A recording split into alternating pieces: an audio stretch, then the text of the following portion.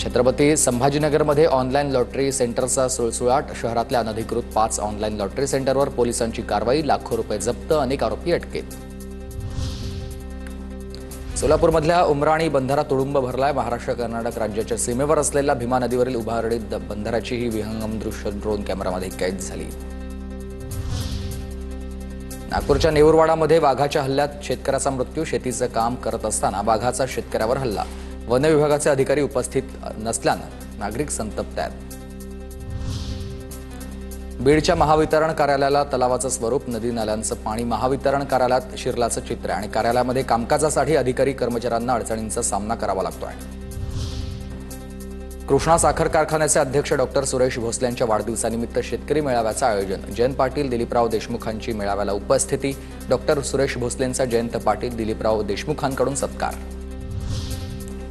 कल्याण परिमंडळामधील 3 पोलिसांची विक्रमी कामगिरी। आरोपींना 48 तासामध्ये अटक करत 3 गुन्ह्यांमध्ये दोषारोपपत्र दाखल केलंय। राज्यात प्रथमच एका शहरात जलद कारवाईची ही नोंद।